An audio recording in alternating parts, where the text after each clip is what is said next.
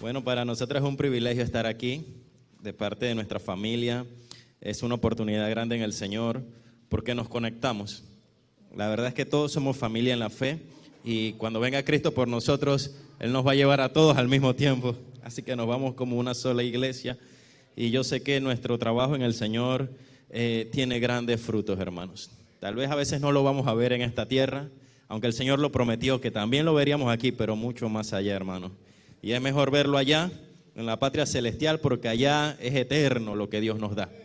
Aquí por más Ferrari que nos puedan dar, hermanos, se deteriora y se queda, y alguien más lo usará. Pero nosotros, hermanos, lo que Dios nos da ya es eterno y para siempre va a perdurar. Entonces nuestro trabajo en el Señor tiene recompensas y vale la pena. Quiero orar en este momento un minutito con ustedes. Allí donde están no se tienen que levantar, porque quiero que el Espíritu Santo tome el control en este momento, que sea Él el que se mueva.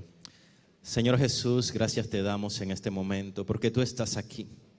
Porque tu presencia es lo más hermoso que nosotros vamos a tener. Compartir contigo cada día, sentir cómo tú nos fortaleces, cómo tú nos proteges, cómo tú nos guardas, cómo tú nos ayudas en cada día, en cada paso, en cada momento de nuestra vida. Es un privilegio, Señor, que jamás tendremos como pagártelo, Señor Jesús. Tus caricias, tu amor, tu ternura hacia nosotros. Ayúdanos, Padre, a valorar esa amistad, esa relación contigo. Te pedimos en este momento que tu palabra, Señor Jesús, cumpla el propósito por la cual hoy está siendo enviada y que tu Espíritu Santo toque los corazones, las vidas de cada uno de los que están aquí, sin importar el tiempo que tengan de congregarse o de vivir en este camino de la fe. Te pedimos, Señor Jesús, que los corazones sean buena tierra para que den fruto a través de esta palabra. Y también, Señor Jesús, cancelo y anulo todo ataque del enemigo, todo pensamiento que quiera poner para distraer, para confundir o para que tu presencia no se mueva con libertad. Gracias te doy, Señor Jesús, y sé tú quien dirijas cada palabra en el nombre de Jesús. Amén. ¿Qué tal si buscamos en nuestras Biblias en el libro de Jonás? Profetas menores, Antiguo Testamento. En el libro de Jonás, capítulo 1.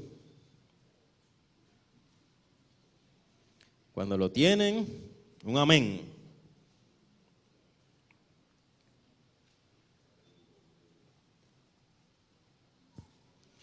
Jonás, capítulo 1.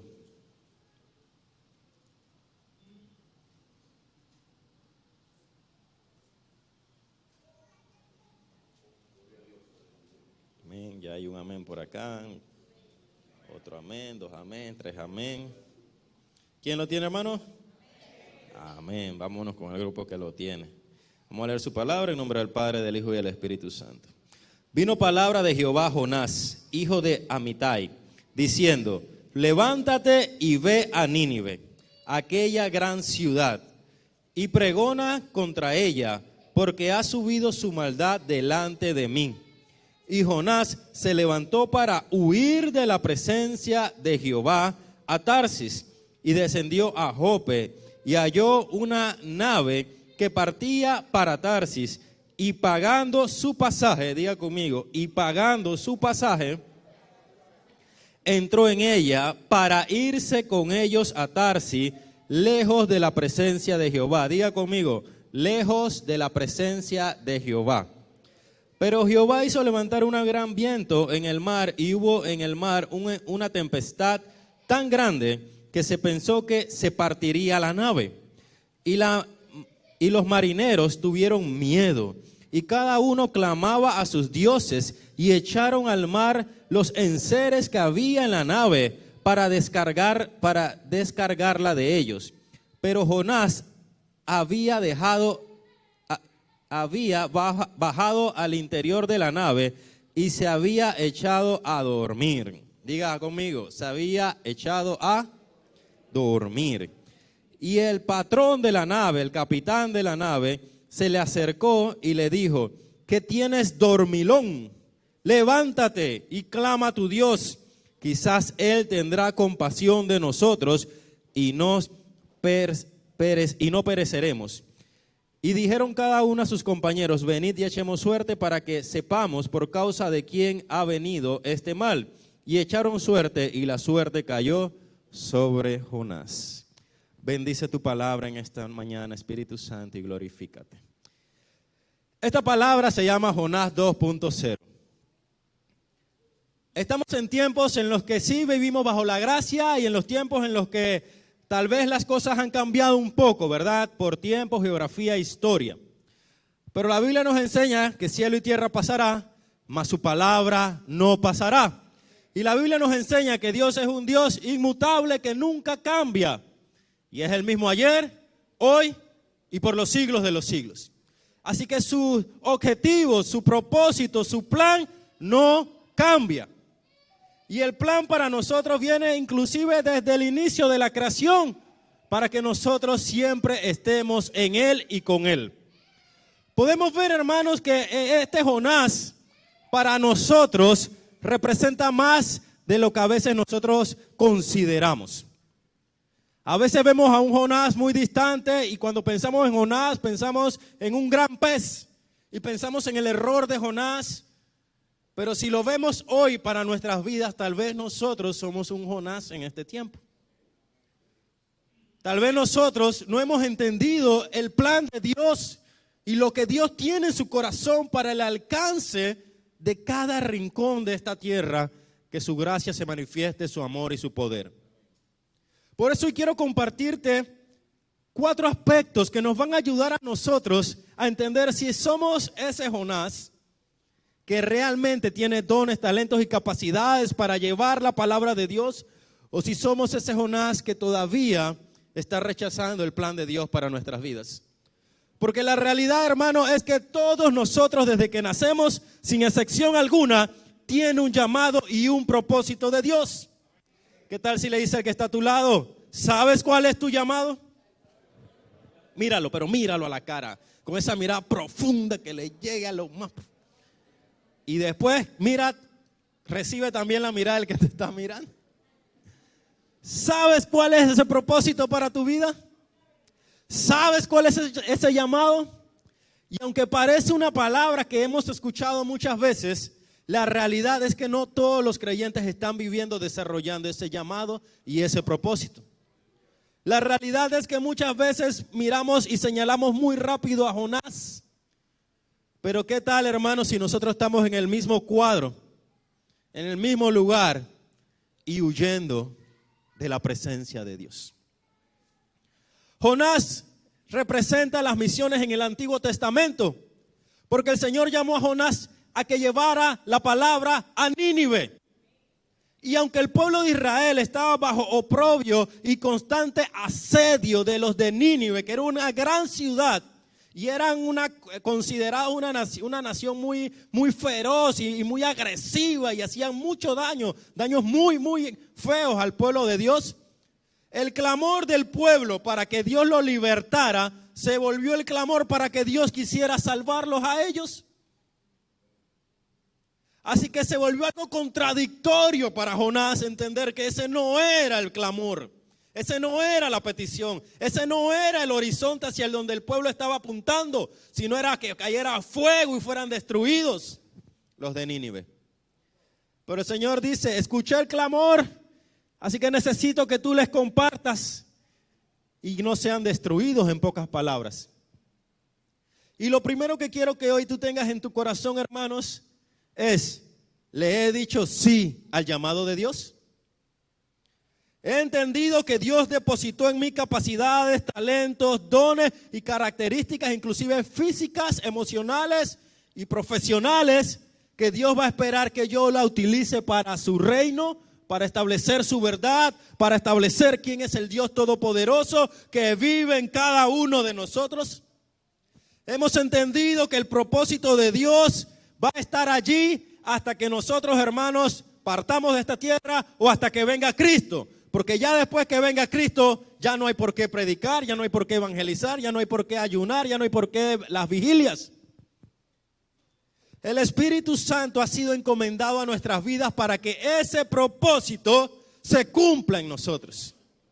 El Espíritu Santo ha venido y está establecido cerca y en nosotros para desarrollarnos en todas las áreas posibles. El Espíritu Santo conoce tus debilidades. El Espíritu Santo conoce las situaciones que tú atraviesas todos los días.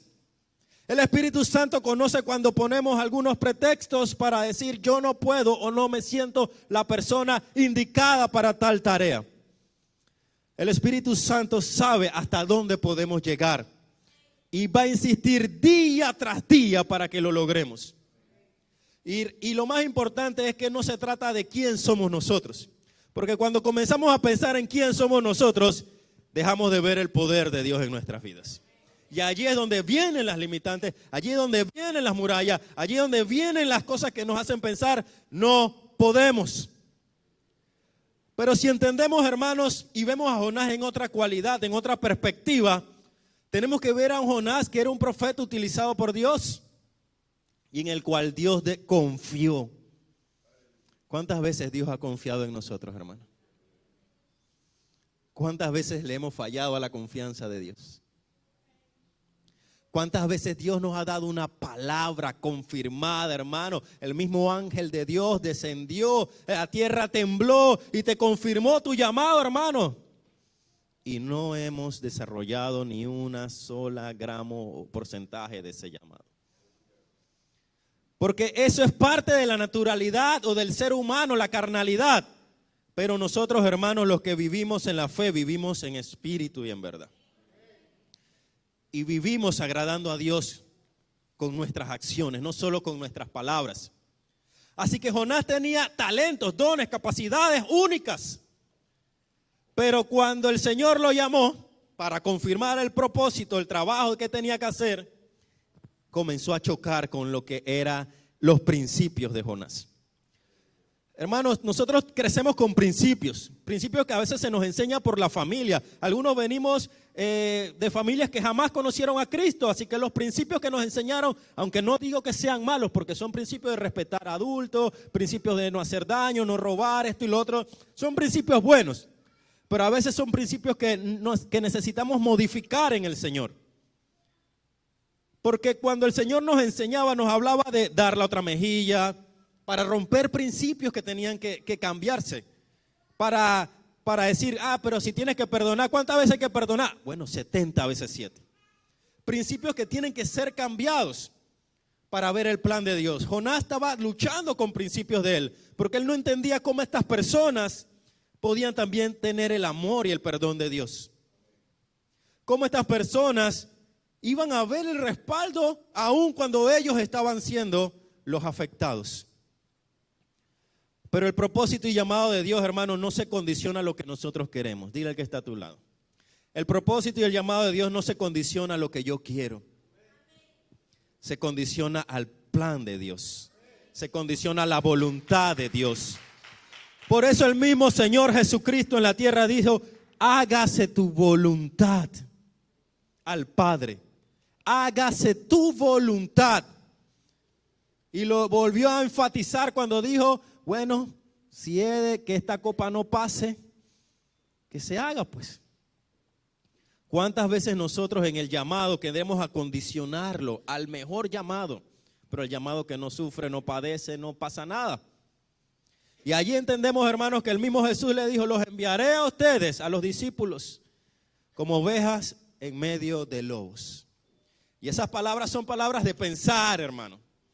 Porque cuando el Señor los enviaba con una orden, había un propósito en esa orden.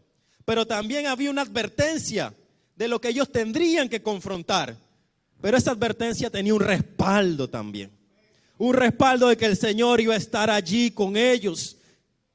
Así que aun cuando hayan estas situaciones en nuestras vidas, no nos olvidemos de quién va con nosotros. Porque mayor es el que está con nosotros que el que está en el mundo. Dios nos da la cualidad, pero el tiempo pasa, hermanos, y lamentablemente, o no sé si decir que benditamente, nuestros años siguen corriendo y los jóvenes ya no son tan jóvenes y los ancianos ya no son tan ancianos. Y esto no cambia que Dios es el que da fuerzas, que Dios es el que da las cualidades y el poder, pero sí cambia que no estamos entendiendo el plan y el tiempo de Dios. Y eso se da porque la Biblia nos enseña que nuestros pensamientos no son como sus pensamientos, ni nuestros caminos como sus caminos. Por eso tenemos que dejar a un lado nuestros pensamientos humanos, carnales, o lo que nosotros consideramos como el plan de Dios, y escuchar a Dios. Jonás sabía lo que iba a pasar. Él estaba muy claro de lo que iba a pasar en Nínive. Y sabía que no iban a ser destruidos. Por eso, vamos al segundo punto. Jonás dice que la orden fue, levántate y ve. Punto. ¿Cuántas veces Dios no nos ha dicho eso, hermano? Levántate y ve. Levántate y atiende, levántate y haz, levántate y comparte el mensaje con ese vecino, con ese familiar, con esa persona que está a tu lado. ¿Y cuántas veces nos hemos levantado y hemos ido hacia otra dirección? ¿Sabes, hermanos? Nínive estaba aproximadamente a 800 kilómetros de Israel. Y él decidió levantarse, huir, ir al puerto más cercano en Jope, tomar y pagar con su propio dinero, invertir con su propio dinero para alejarse de Dios. Y se fue a Tarsis, que está casi en la parte sur de España, que es más de 3.000 kilómetros, prácticamente 4 veces la distancia, para alejarse de la presencia de Dios. Lo podemos ver porque el pueblo de Israel consideraba que en el tabernáculo era donde se movía la presencia de Dios, donde estaba el templo y todo lo demás.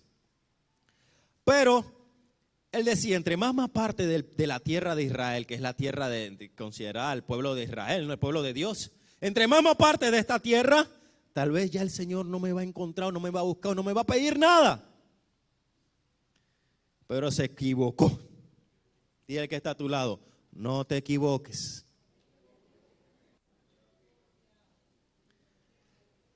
Jonás, hermanos, en medio camino, no se sabe si fue en medio, al inicio del camino, al final del camino, no se sabe, hermano. Pero lo que sí se sabe, hermanos, es que, segundo punto, tuvo que confrontar a Dios. Cara a cara. A veces no nos va a gustar, hermanos, pero Dios se va a poner en medio de nuestros planes. Se va a meter en medio de nuestros planes. Dile que está a tu lado, Dios se ha metido en tus planes. Dios se ha metido en tus planes. Es mejor que Él se meta en nuestros planes, hermanos. Así que Jonás tuvo que verse cara a cara con Dios. No de la manera que él quería, no de la forma que él quería. Y tuvo que estar, hermanos, bajo una gran tormenta. Yo soy ingeniero marítimo y yo sé, hermanos, que cuando los marineros entienden que se va a destruir el bote, el barco, y el capitán baja y se acerca a ti y te dice, clama a tu Dios para ver si nos salvamos, es que la cosa está crítica. Y Jonás estaba dormido. Pero yo no creo, y no lo dice la Biblia, pero yo no creo que era por un sueño que le costaba a él, una persona dormilona como tal. Sino, hermanos, que él realmente no quería saber nada porque estaba presintiendo lo que estaba pasando allí. Y él dice, ay Dios mío. Tanto así que cuando tiraron suerte, él dijo, yo sé que es por mí. Tírenme abajo, yo sé que si me tiran abajo, yo sé que esto va a acabar, ya ustedes se van a salvar.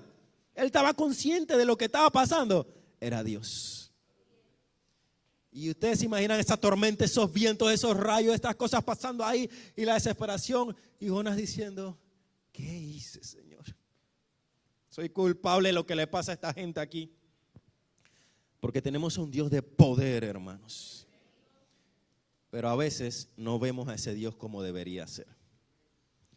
Si lo viéramos como es, sus cualidades, sus características, su soberanía, su poder, que Él creó todo con una palabra, hermanos, nos deberíamos también de pensar cuando nosotros debemos obedecerle a Él. Y bajo ese contexto, entonces, el Señor, conocemos la historia, es echado al mar y comienza otro trabajo. Porque mira, hermano, Él no es echado al mar diciendo, Padre, perdóname. Él es echado al mar tal vez por una conciencia de decir que no se muera la gente que está aquí, que no se muera este capitán flojo, que no se muevan estos marineros que todo el tiempo se van y mueven y atraviesan. Hermano, yo les contara, uno ve el barco llegar y el barco irse, pero ustedes vieran las tormentas que se levantan en alta mar y las olas gigantescas que se levantan en alta mar. Esa es otra cosa, hermano. Nos tocó una vez en una práctica, cuando hay mucho movimiento en el barco, las cargas se pueden desnivelar en el barco. Y a veces para salvar todo el barco hay que soltar la carga al mar. Porque o es la carga, o son los tripulantes y el barco completo. Y esto estaban haciendo desesperadamente los tripulantes. Suelten la carga, tratemos de equilibrar un poco esto. Pero al ver que el barco ni con carga ni con nada, hermano, ahí no importa si traían mercancía al presidente de España en ese momento. Se va al mar. La vida prioritiza para los hombres de mar. Así que al ver Jonás todo lo que estaba pasando, que ya no había otra alternativa, dijo, bueno, échenme al mar. Pero qué triste, hermanos, que a veces somos así, cabeza dura, hermano. Bueno, Señor, si me la pones dura, pues, pero tampoco lo voy a hacer. Tampoco lo voy a hacer. Que me voten, pero no voy a hacerlo.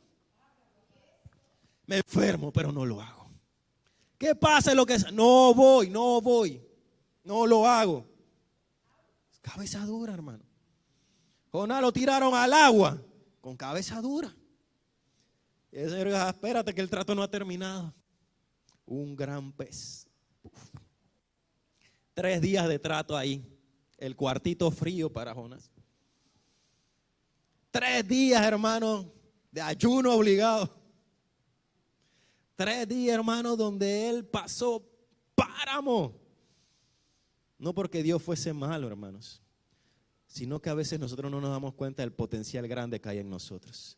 Y Dios dice, levántate, estoy contigo, levántate, hay un propósito grande, levántate, no te he dejado solo. ¿Por qué te quejas? ¿Por qué pataleas? Tú no entiendes el plan, tú no entiendes el propósito.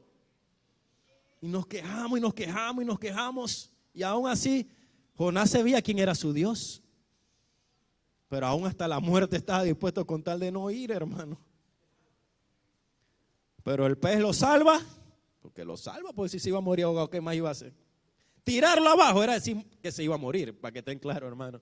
No iba a aparecer un bote salvavidas, no iba a aparecer un helicóptero, no iba a aparecer nada de eso. Pero Dios lo salva con el pez.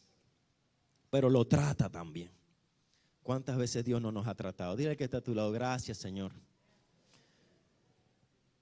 Gracias, porque aún con mi cabeza dura Dios me trata. Y entró en el proceso que decía Jeremías. Pasó al taller del alfarero, hermanos. Pasó al proceso donde Dios quiere tratar con nuestras vidas. Somos el barro y Él el alfarero. Así somos nosotros en las manos del Señor. Quiébralo, quiébralo. No quiero que me quiebres, no quiero que trates con esto en mi vida, no quiero que me toques esa área de mi vida. Entonces jamás vas a llegar a la perfección. Y el Señor quiebra, permíteselo a Dios. Para nosotros no es fácil. Cuando yo salía a este viaje de exploración y de ayuda humanitaria, yo me acuerdo que yo me despedí de mi familia, lloré, iba en el avión llorando. Y yo decía, pero yo me presento como a 1000 iglesias y a todos les he dicho que voy hacia allá convencido. ¿Y por qué estoy llorando? Pero siempre era porque yo decía, será la última vez que vi a mi familia. Porque recuerden que yo firmé un documento que decía que si yo me moría, me morí pues, y que ya ni siquiera tal vez iban a poder saber más nada de mí allá. Y yo decía, Señor, qué difícil es a veces servirte y obedecerte. Y le decía a mi hijo, me acuerdo, porque yo decía, bueno, si yo muero, que mi hijo no piense que es por culpa de Dios, una cosa así. Y yo le digo, hijo, recuerda que si yo no regreso, y mira bien esto que te estoy diciendo, si yo no regreso, es por amor a las personas y a Dios. Porque es el principio que Dios nos enseña, por amor, y eso vale la pena. Tal vez él no lo entendía del todo, pero él sabía que cuando le preguntaban, mi papá está ayudando a los refugiados, a la gente allá por amor. Eso era lo que yo quería que se le quedara. Pero cuando estuve allá y llegué y toqué tierra, entendí el plan de Dios. Y a veces, para entenderlo, o casi siempre, para entenderlo, hay que estar donde Dios te manda estar. No hay otra. Tienes que moverte, tienes que actuar, tienes que obedecer. Señor, pero ¿cómo va a ser? Señor, pero es imposible. Señor, pero son tan grandes los retos. Muévete y permítele a Dios que abra su voluntad y que te abra puertas y que se manifieste. Porque no lo va a hacer allí donde estás en desobediencia. Él trabaja en obediencia. Así que estando allí, hermano, me acuerdo que me contacté con los equipos. Los equipos se organizaron rápidamente por la necesidad. Estaba a un mes de haber iniciado la guerra. Muchos decían, tú estás loco, Josué. ¿Cómo vas a ir en medio de la guerra? Y yo le digo, pero si en medio de la guerra fue que me llamaron. Sí, ojalá hubiera ido antes de la guerra. Pero acuérdense que Dios ya nos habían aprobado el proyecto a Ucrania. Y cuando inició la guerra fue que Dios nos dijo, es ahora. Pero algo es que no puedo hacer, hermanos, contender contra el plan de Dios. Así que estando allá, hermano, me recuerdo que fuimos a la frontera. Pueden pasar la segunda presentación. ¿No lo tienen? ¿Sí lo tienen? ¿No lo tienen? Cuando llegamos a la frontera, me acuerdo que veo muchos camiones tratando de llegar a abastecer alimentos, mucha gente llegando, muchas personas en esa área. La siguiente, allí. Bajo esas imágenes yo llego a la frontera y yo digo, ¿esto qué es? Y me acuerdo que las tristezas, las caras de las personas eran bien devastadoras lo que uno estaba viendo.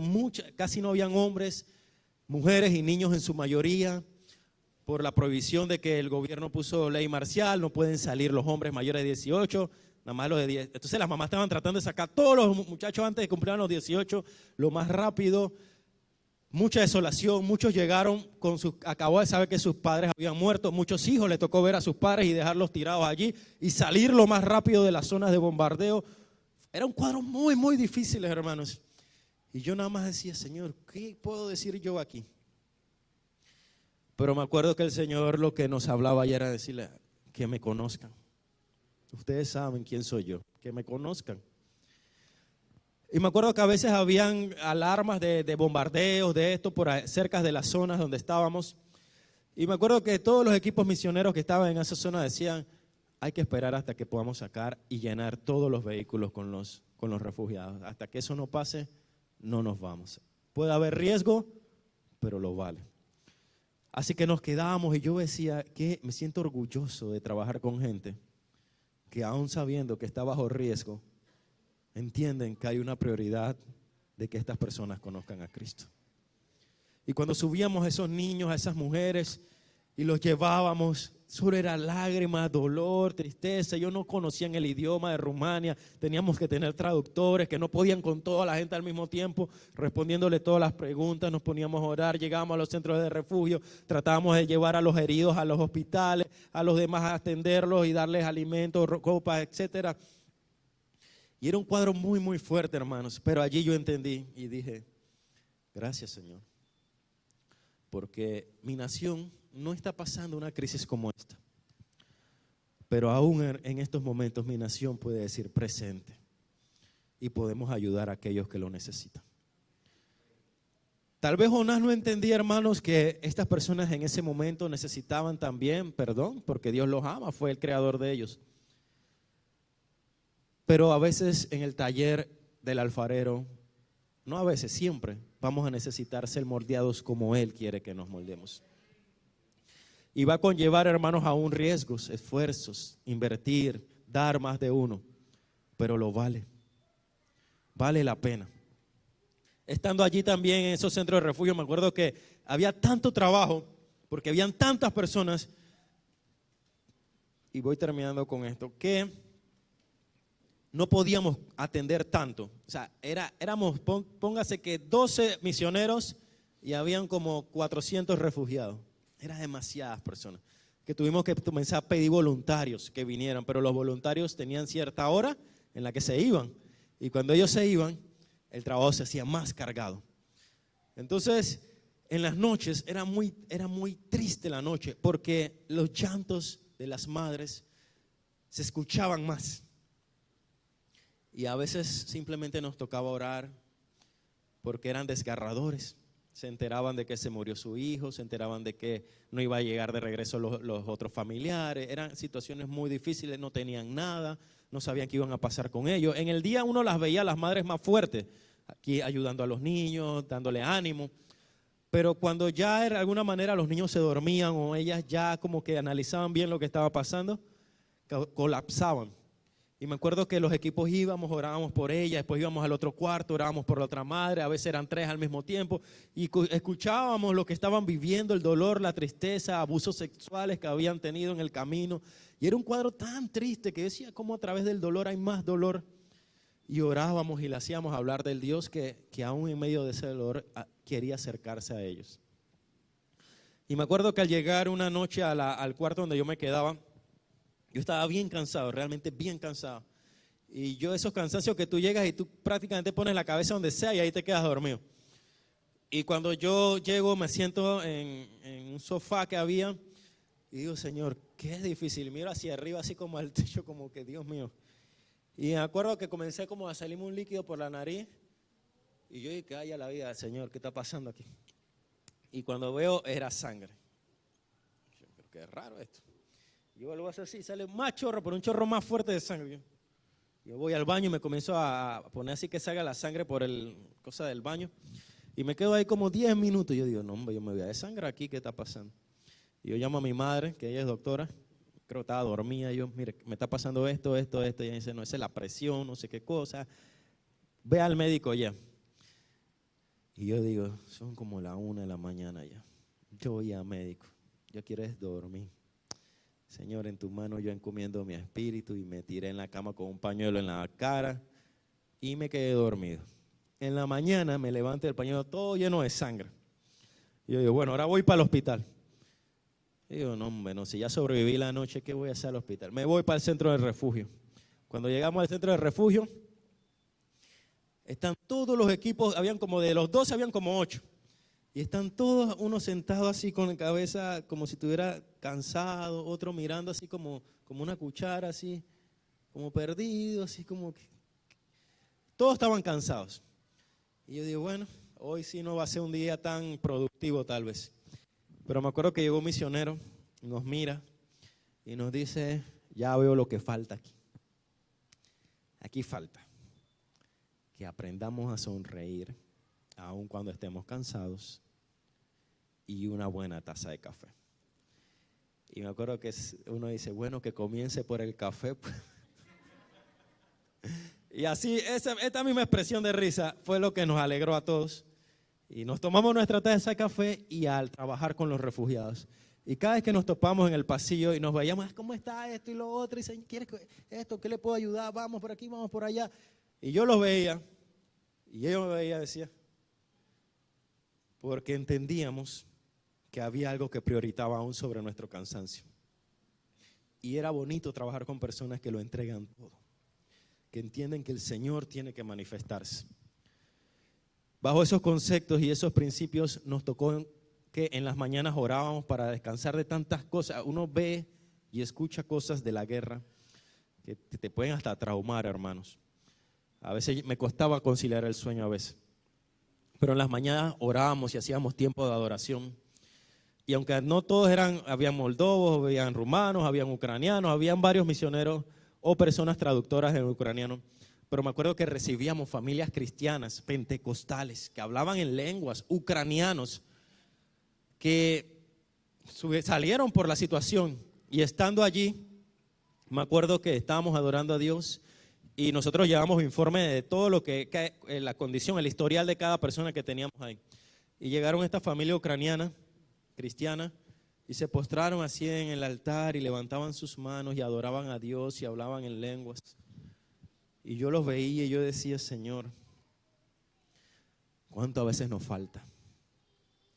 Porque estos realmente lo han perdido todo, familiares, casa, todo. Pero están los hijos, está la esposa, está el esposo, todos adorando a Dios sin tener nada.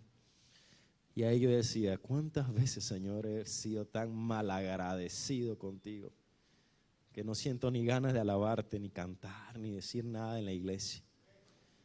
cuando debería haber la adoración viene del corazón, no de las cosas que tenemos, ni somos, ni que nos pueda dar, ni que nos pueda bendecir, ni nada. Y yo decía, este podrá estar pasando sus pruebas y su guerra y todo, pero galardones grandes tiene en el cielo, porque es un cristiano fiel aun cuando no ve nada en este momento. Y era el que nos ayudaba a traducir también. Finalmente, con este punto, el último, voy a tener que dejar en 3 puntos, pero el tercer punto, hermanos, es cuando entendemos el amor de Dios. Entendemos, hermanos, que el amor de Dios rompe toda barrera, toda barrera. No hay nada que pueda evitar que Él llegue a tu corazón. Nada. No hay demonio, no hay muerte, no hay atentado, no hay guerra. No hay nada que pueda evitar que Él llegue a tu corazón. Va a penetrar, va a pelear, va a hacer todo lo necesario. Ni nuestro ego, hermano. Aunque a veces ese ego es con el que más lucha el Señor. Pero ni nuestro ego se impide a que Él haga todo lo necesario para llegar a nuestros corazones. Por eso cuando entendemos eso, entendemos que las personas que están sin Cristo va a ser lo mismo por ellos. Y que somos ese instrumento para que esas personas conozcan al Señor. Por eso tal vez tu vecino, la comunidad, esta barriada, necesita que tú te levantes y vayas. Necesita que tú le seas obediente a Dios con lluvia, tormenta, maremoto, lo que sea, hermanos. Que tú te levantes y tú digas, yo no puedo regresar de este evangelismo si yo no me gano a alguien para Cristo. Yo no puedo regresar a la iglesia si yo no siento que, ya se acabó el evangelismo, sí, pero yo siento que todavía hay alguien que necesita del Señor. Dios me lo va a poner o yo tengo que llegar a esa persona. Que hay ese deseo, ese anhelo, esa pasión. Jonás tal vez no llegó a entenderlo como para solamente su pueblo. Y aun cuando vio lo que Dios hizo, sus principios no fueron cambiados del todo. Se enojó, se sentó bajo el sol, molesto de que Dios lo hizo. Qué triste es eso, hermanos. Qué triste que no entendamos el corazón de Dios. Aun cuando Dios nos puede utilizar con talentos, dones. Por eso la Biblia dice que qué nos sirve, hermano, hablar todas las lenguas, hacer milagros, hacer esto, hacer lo otro, y no tener amor. De nada nos sirves. Somos como címbalos que retiñen, pero vacíos, hermanos. Todo lo que hacemos y hagamos debe hacerse con amor. Por eso nosotros, al trabajar allá y al volver al campo, entendemos que hay un plan de Dios, hay un propósito de Dios y que nosotros somos parte de ese propósito de Dios. Nos cuesta porque dejamos muchas cosas aquí, pero yo creo, hermanos, que Dios nos va a abrir las puertas, que Dios nos va a ayudar allá y que Dios como iglesia bendecida de Dios va a hacer su propósito allá. ¿Qué tal si nos ponemos en pie en este momento?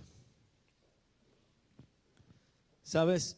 La iglesia de Ucrania, en esa área, eran las iglesias más pujantes en el evangelio. Pero le llegó la guerra de una familia, porque Rusia es como si fuese Ucrania. Son la misma gente. La abuela es de Rusia, el abuelo es de Ucrania. El papá es de Rusia, la mamá es de Ucrania. Entre ellos son un mismo pueblo.